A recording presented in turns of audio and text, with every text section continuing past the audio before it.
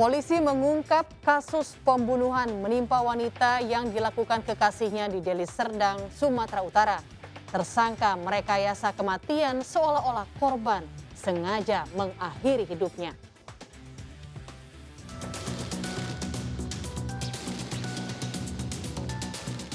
Teka-teki kematian seorang wanita yang semula diduga sengaja mengakhiri hidupnya di Deli Serdang, Sumatera Utara diungkap polisi. Korban Rita Jelita Sinaga, 25 tahun, ternyata adalah korban pembunuhan. Dan pelaku pembunuhan tak lain kekasih korban, Li Pincen alias Joni, 42 tahun. Li Pincen dibilang anak saya gantung diri. Namun setelah kami video call, kusuruh dia video call, dia tidak mau. Aku mau lihat gantung diri aslinya, tapi dia tidak mau video call. Untuk kepentingan kasus, polisi menggelar olah tempat kejadian perkara di rumah kontrakan korban di Jalan Blugur Rimbun, Sunggal, Deli Serdang. Jangan berbuat sana, kerjaan kita banyak. Sama-sama kita menghargai. Ya, ikuti dia dan jalannya dulu. Ya. Rekonstruksi diwarnai protes keluarga tersangka. Mereka bersikeras, rekonstruksi tak sesuai dengan kejadian sebenarnya. Rekonstruksi diawali adegan tersangka masuk ke rumah usai pulang bekerja. Tersangka tertidur pulas usai main game online. Korban membangunkan tersangka dan merajuk minta berwisata ke Brastagi. Namun permintaan ini ditolak oleh tersangka, hingga korban memukuli tersangka. Tindakan korban meletupkan emosi tersangka. Korban diserang balik hingga luka di bagian leher mengakibatkan nyawa korban melayang. Tersangka membawa jasad korban ke dapur dan mengikatkan kain sarung pada atap rumah. Hal ini untuk merekayasa kematian korban, seolah-olah korban meregang nyawa karena ingin mengakhiri hidupnya. Pelaku atas nama Li Pincen. Jadi kegiatan sudah selesai dan berjalan dengan lancar. Kemudian kita akan melakukan koordinasi dengan jaksa. Ada berapa adegan tadi, Bang? Untuk adegan sekitar 14 adegan. Ada fakta-fakta baru nggak, Bang, tadi di rekonstruksi? Fakta-fakta baru tidak ada, cuma ada sedikit berbeda pendapat saja. Jangan berbuat sana, kerjaan kita banyak. Sama-sama kita menghargai. Ya, ikuti dia dan jalannya dulu. Ya. Dalam rekonstruksi, tersangka memperagakan 13 adegan. Mengapa tersangka ingin membunuh korban wanita yang telah tinggal satu rumah selama 8 bulan?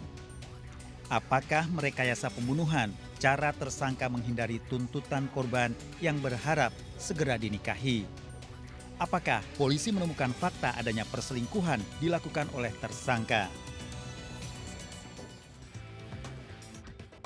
Motif rekayasa pembunuhan wanita di tangan pria kekasihnya di Deli Serdang, Sumatera Utara diungkap polisi. Meski telah tinggal satu rumah, hubungan asmara korban dan tersangka kerap diwarnai percekcokan. Terakhir, korban bermaksud meninggalkan tersangka setelah memergoki tersangka berselingkuh dengan ibu tiri tersangka.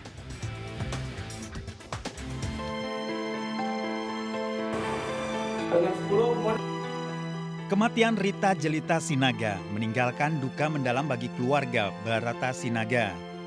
Pedagang telur ini tak menyangka putri sematawayangnya tewas mengenaskan. Awalnya keluarga menerima kematian korban dari kekasih korban, Li Pincen. Namun tersangka tak mengirimkan foto-foto temuan jenazah korban di ruang dapur. Saat jenazah disemayamkan, didapati luka lebam pada bagian leher korban. Di lokasi kulihat anak saya udah di ruang tamu, udah ditutup pakai sarung. Tapi dibilang gantung diri. Ku bilang kenapa nggak tergantung? Kenapa di sini? Ku bilang. Aku tanya dia. Dan ku periksa lehernya kok merah-merah, kayak bekas ada tangan gini, kiri kanan. Tak hanya keluarga yang menemukan banyak kejanggalan. Kepala Dusun 3, Desa Semencirim juga melihat gerak-gerik tersangka Li Pincen mencurigakan. Sebelum polisi datang ke rumah kontrakan, tersangka telah menurunkan jenazah korban ke lantai. Sementara tali sarung dibiarkan tersangkut tiang plafon dapur. Ya udah, saya sebatas nengok mayat itu di bawah. Ya udah, saya foto, saya kirimkan. Ya udah, nggak saya lihat-lihat yang lain. Memang ada di situ tergantung kain panjang. Informasi dari tetangga sering juga ada report gitu. Dia di sini menyewa, Pak? Nyewa. Sudah lama, Pak? Kurang lebih 8 bulan. Itu pun mereka nggak lapor ke saya. Informasi dari yang punya rumah udah sekitar 8 bulan. Pak. Beberapa hari sebelum kematian, korban sempat mengadu pada orang tua kerap dianiaya tersangka. Tak terima kematian korban dinilai tidak wajar. Keluarga korban membuat laporan ke Mapolsek Sunggal.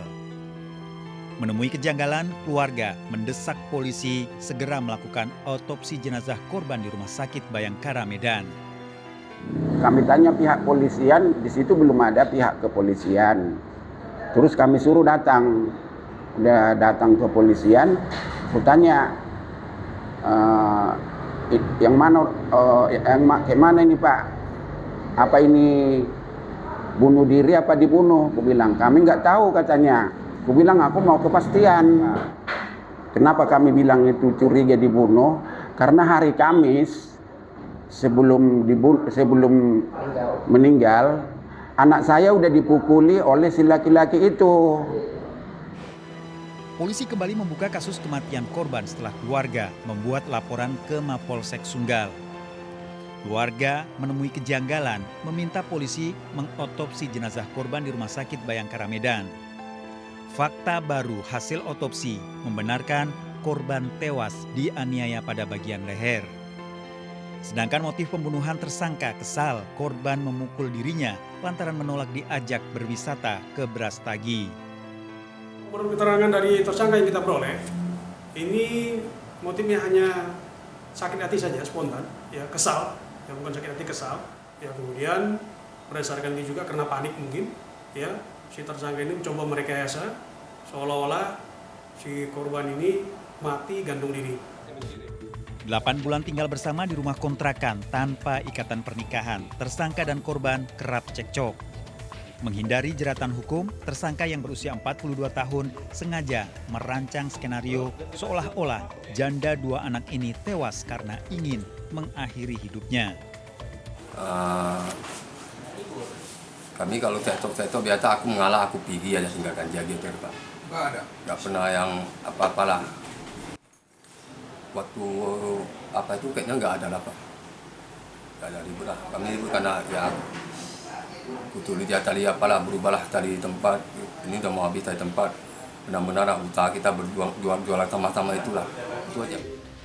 Keluarga korban melihat perilaku buruk tersangka sejak awal hubungan asmara dengan korban. Tersangka tidak memiliki pekerjaan, kerap menganiaya, dan banyak berutang karena kecanduan judi online. Tersangka bahkan melakukan tipu daya, berpura-pura mengajak korban berbisnis. Korban dijebak membayar utang pinjaman usaha sebesar 150 juta rupiah kepada kerabatnya. Dia dengan anak saya sama, anak saya selalu dianiaya Pak. Dan anak saya selalu bertengkar sama dia karena uang. Karena si laki-laki itu pengangguran, nggak ada pekerjaan. Hanya main judi, skater judi online. Mereka buka kolam di sana sama si laki-laki tadi. Dari mana modal kalian? Saya bilang, kami pinjam dari kakaknya. Katanya, kakak siapa? Kakak kawannya tadi. Uang 150 juta. Tapi dibebankan sama anakku untuk membayarnya. Saya nggak terima. Karena katanya itu uang kakaknya dipinjam karena rumahnya diborokkan ke bank. Meski telah tinggal satu atap, tersangka tak pernah berniat meresmikan hubungan asmara dengan korban ke jenjang pernikahan. Hubungan korban dan tersangka memburuk ketika korban mendapati tersangka berselingkuh dengan ibu tirinya. Terbukti, tersangka tak setia, niat korban meninggalkan tersangka semakin tak terbendung. Sili Pincen bilang hubungan mereka suami istri. Aku sebagai orang tuanya nggak terima. Kapan kamu menikah sama anakku? Aku bilang, apa buktinya, ada surat-suratmu, kasih tahu dulu sama aku. Dia nggak ada sampai sekarang dikasih tahu kakaknya, kapan menikahnya, kapan apanya, dia nggak ada. Dan kami pun tidak, aku sebagai orang tuanya tidak pernah menikahkan anak saya sama dia. Jadi aku tidak menganggap dia sebagai suaminya. Suruh Pak polisi kemari, aku lagi dipukuli. Kenapa kau dipukuli?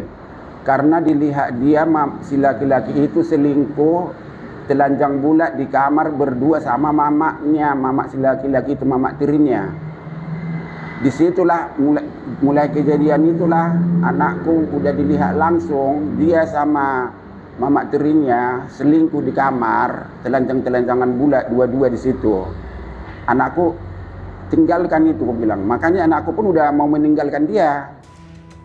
Dari hasil otopsi terdapat luka pada leher korban, serta didukung keterangan saksi, polisi menetapkan Li Pincin sebagai tersangka. Tersangka dijerat pasal 338 tentang pembunuhan dengan ancaman hukuman penjara 20 tahun hingga hukuman mati. Hasil dari pemeriksaan, dari saksi-saksi, kemudian dari korban dari calon tersangka juga, ya, ini kita lakukan pemeriksaan. Akhirnya si suami korban ini yang awalnya melaporkan bahwa ada suami istrinya bunuh diri, kita tetapkan sebagai tersangka berdasarkan alat bukti yang ada. Bukan aku, ya feeling aku kayak gitu aja, tapi nggak sadar mati pula dia. Menyesal nggak? Menyesal kali, Pak. Dari drama percintaan Li Pincin dan Rita Jerita Sinaga menjadi pelajaran berharga.